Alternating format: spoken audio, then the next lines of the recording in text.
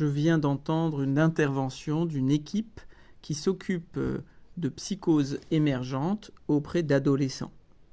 À l'adolescence, c'est le moment où beaucoup d'épisodes psychotiques se déclarent, qu'ils soient francs ou qu'ils soient discrets.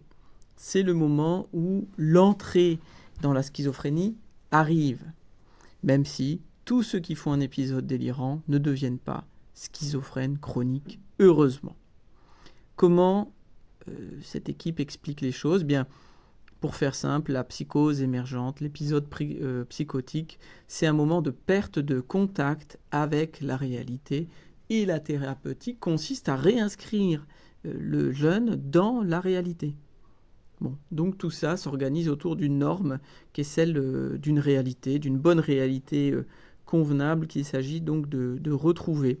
Et c'est bien là l'objectif pour le patient, retrouver les fonctions cognitives qui lui permettent de se réinscrire dans cette réalité. Donc il faut par là que le patient dorme normalement, qu'il mange normalement, qu'il ait des activités sociales, qu'il sorte sans pour autant trop sortir, parce qu'il faut quand même qu'il puisse être chez lui, savoir être seul.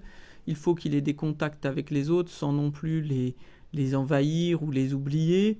Bon, il y a toute une sorte de juste position à avoir dans la réalité.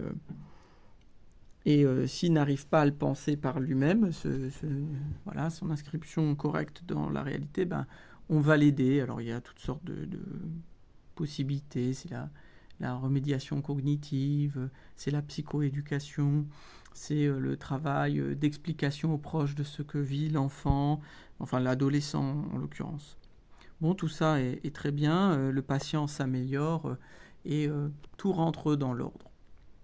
Bon, simplement, la logique de la psychose, me semble-t-il, va un peu plus loin que ça. Il me semble que ce traitement repose sur l'idée qui n'est pas certaine pour les patients dont nous parlons, qu'ils se distinguent, eux, de autrui. On agit comme si on était assuré que la personne que nous avons en face de nous est un individu singulier, rationnel d'abord, capable de jugement dès lors qu'on lui aura donné les clés du jugement. La psychose, de façon générale, et à cet âge-là aussi, démontre que cette distinction entre soi et l'autre n'est pas acquise, sinon ce serait de la névrose. Et on peut même se demander si nous ne sommes pas en train de proposer, en tout cas l'équipe qui a proposé ton travail, un traitement névrotique de la psychose. Le psychotique, tout au contraire, ne se distingue pas de l'autre. Et c'est bien là son drame.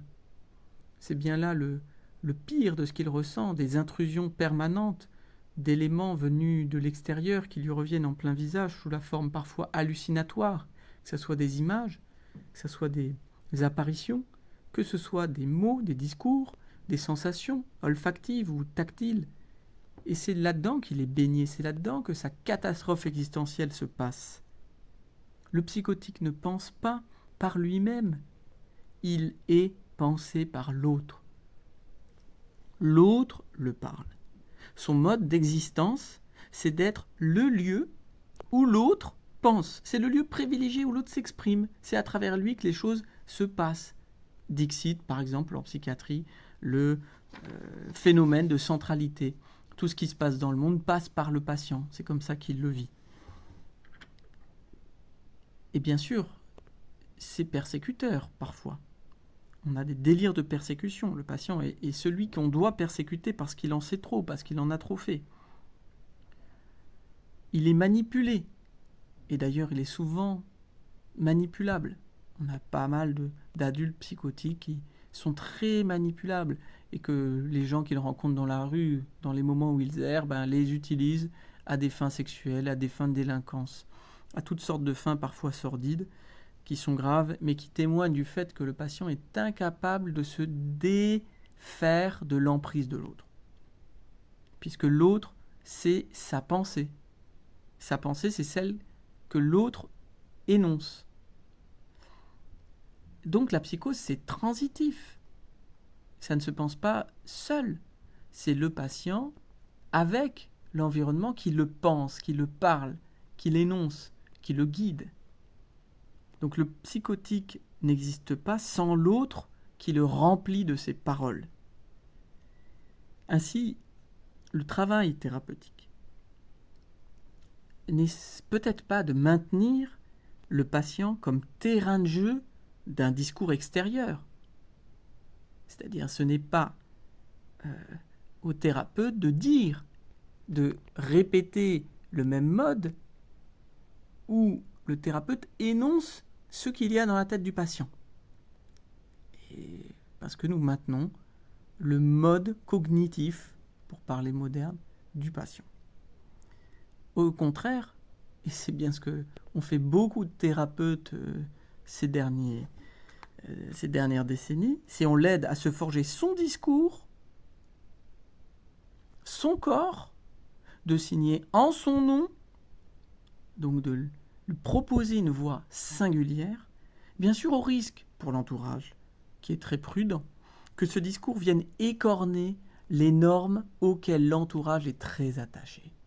Voilà.